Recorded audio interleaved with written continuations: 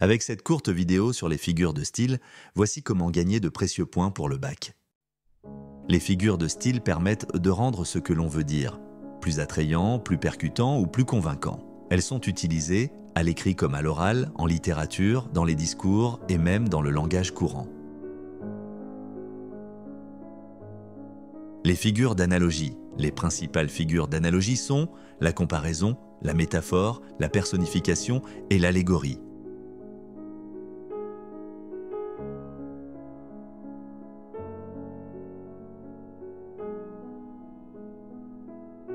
La comparaison met en relation deux termes, le comparé et le comparant. Pour faire cette relation, entre le comparé et le comparant, cette figure de style utilise des outils de comparaison tels que, comme, semblable à, etc.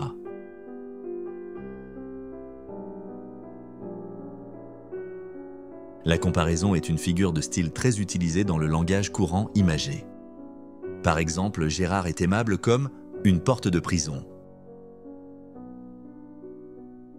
La terre est bleue comme une orange, disait Paul Éluard dans un poème de son recueil L'amour, la poésie. Dans cette citation, le comparé est la terre et le comparant est l'orange. L'outil de comparaison est comme.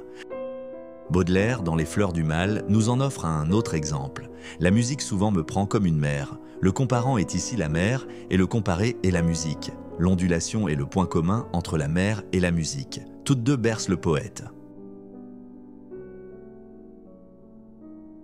La métaphore, elle est très proche de la comparaison, mais contrairement à elle, elle n'utilise pas d'outils comparatifs. La comparaison est sous-entendue. Elle est fréquente dans le langage courant. Par exemple, on dit qu'il pleut des cordes, quand la pluie est forte. Elle nourrit aussi de nombreuses expressions comme « les yeux sont le miroir de l'âme », un cliché qui nous vient d'un texte latin de Cicéron. Dans la langue littéraire, notamment en poésie, la métaphore est aussi très présente. Parfois, la métaphore peut même être implicite. Le terme « comparé » est alors absent et sous-entendu. Ainsi, avec cette faucille d'or dans le champ des étoiles, un vers d'un poème tiré de la légende des siècles, Victor Hugo compare la lune à une faucille d'or.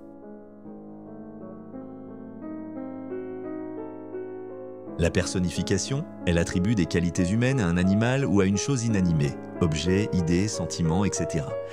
Par exemple, Daudet, dans les lettres de Montmoulin, personnifie le Mistral en homme en colère. Jean Giono personnifie un sentiment, le désespoir. Dans son ouvrage « Naissance de l'Odyssée », il écrit « Le désespoir se mit à lui manger le foie ». L'allégorie, elle incarne une idée abstraite, au moyen d'un ou de plusieurs symboles. La mort, par exemple, est souvent représentée par une faucheuse. Les allégories sont faciles à repérer. Dans 99% des cas, elles commencent par une majuscule. L'allégorie est utilisée en littérature, mais également dans d'autres arts, notamment en peinture et en sculpture. Ainsi, depuis la Renaissance, la justice est souvent dépeinte portant un glaive et une balance avec un bandeau sur les yeux. Les figures d'opposition, elles rapprochent deux éléments opposés dans un même énoncé. Les principales figures de style d'opposition sont l'antithèse, l'oxymore, le chiasme et l'antiphrase. L'antithèse, elle rapproche dans une phrase, un paragraphe ou une strophe des mots de sens contraire, des antonymes. Par exemple, dans Candide, Voltaire utilise une antithèse quand il écrit « Ici c'était le paradis, ailleurs l'enfer ». L'utilisation de termes opposés permet de marquer une opposition forte entre deux termes. Quelques exemples. Corneille, à vaincre sans péril, on triomphe sans gloire. La Fontaine, selon que vous serez puissant ou misérable, les jugements de cour vous rendront blanc ou noir. Enfin Victor Hugo, un ver de terre amoureux d'une étoile. Par ailleurs, de nombreux auteurs ont usé de l'antithèse pour le titre de leurs ouvrages. Ainsi, Stendhal avec le rouge et le noir et Sartre avec l'être et le néant. L'antiphrase, elle exprime une idée par son contraire. En fait, on dit l'inverse de ce qu'on pense. Tu as eu un 0 en maths? Ah, bravo! L'antiphrase est très souvent employée de façon ironique. Par exemple, « Toujours à l'heure, monsieur Durand », alors qu'il est très fréquemment en retard. « Tiens, c'est drôle ça », alors que ce n'est absolument pas drôle. L'oxymore, elle rapproche deux termes de sens contradictoires pour renforcer un propos.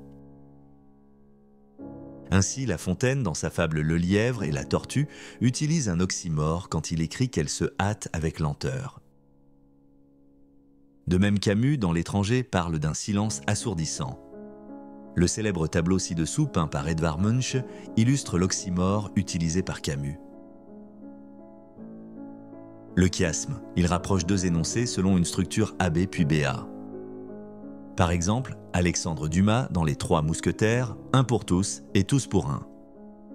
Ou encore Victor Hugo dans un poème de la légende des siècles, des cadavres dessous et dessus des fantômes. Il faut manger pour vivre et non vivre pour manger est un autre chiasme bien connu de Molière dans l'Avare. Les figures d'insistance, d'amplification ou d'atténuation. Les principales sont l'anaphore, l'hyperbole, la gradation et la litote.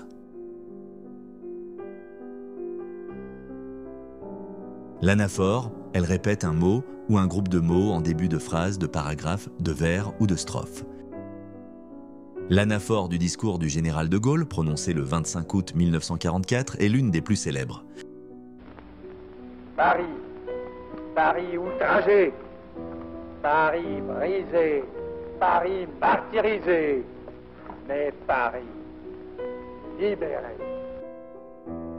L'anaphore est prisée par les orateurs et les hommes politiques, mais aussi par les poètes. Ainsi, Guillaume Apollinaire, dans son poème « Il y a ». Il y a des petits ponts épatants, il y a mon cœur qui bat pour toi, il y a une femme triste sur la route. L'hyperbole, elle exagère pour mettre en valeur une idée, une réalité, un sentiment, etc. Elle est très utilisée au quotidien dans le langage courant. C'est trop bien. Je meurs de soif. Un vent a décorné les bœufs. L'hyperbole est souvent utilisée pour produire une forte impression ou pour insister sur un point. Ses moindres actions lui semblent des miracles. Molière. Je crois que je pourrais rester 10 000 ans sans parler. Jean-Paul Sartre. L'éternité pour moi ne sera qu'un instant. Rousseau.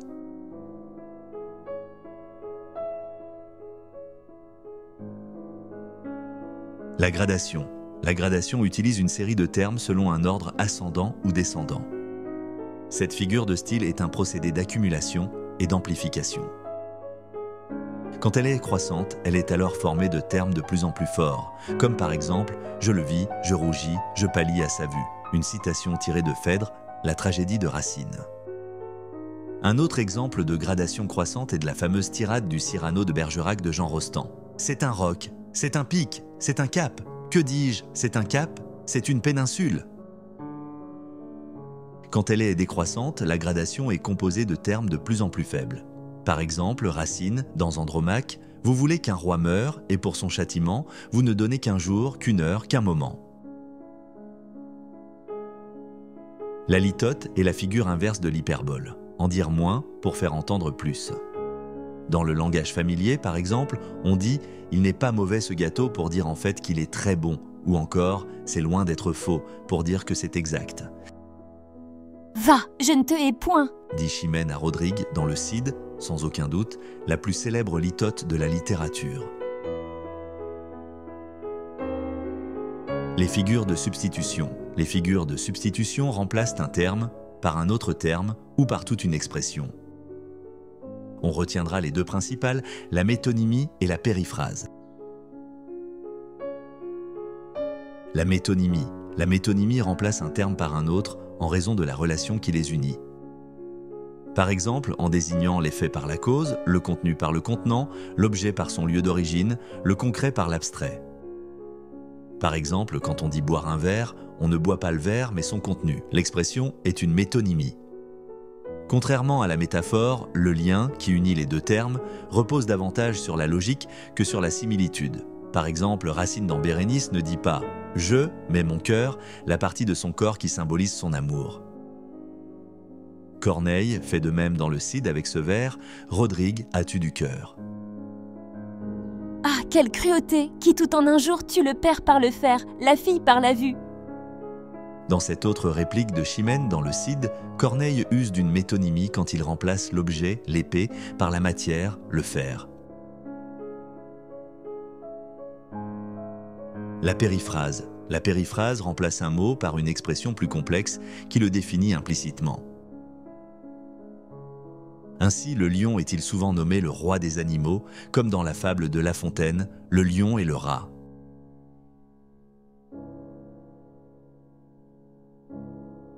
Des villes ou des lieux sont souvent l'objet de périphrases comme la ville-lumière pour Paris. Parfois, la périphrase peut se cumuler avec une autre figure de style, comme le fait La Fontaine dans Le Chêne et le roseau.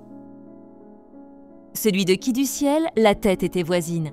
La périphrase, pour désigner le chêne, est aussi une hyperbole qui grandit l'arbre au point de lui faire presque toucher le ciel.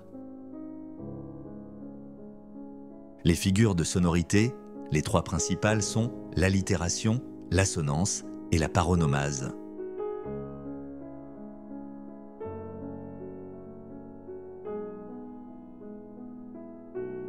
L'allitération, elle répète le même son d'une ou plusieurs consonnes.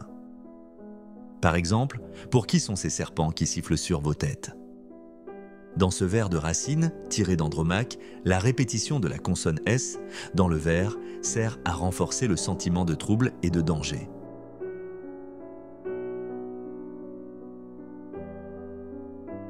L'assonance. L'assonance est une répétition du son d'une ou plusieurs voyelles. Un exemple très connu est celui qu'utilise Verlaine dans Chanson d'automne, un de ses poèmes saturniens. Les sanglots longs des violons de l'automne blessent mon cœur d'une langueur monotone. La paronomase. La paronomase est une figure de style qui consiste à rapprocher des synonymes ou des paronymes, des mots comportant des sonorités semblables mais avec des sens différents. Par exemple, qui s'excuse s'accuse ou qui se ressemble s'assemble.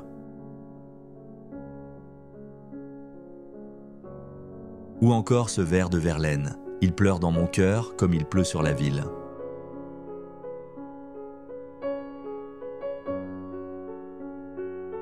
Pour finir, une figure de style ou plutôt de rhétorique. La question oratoire, qui sous la forme d'une question, est en fait une affirmation déguisée. Par exemple, « Ne suis-je pas adorable ?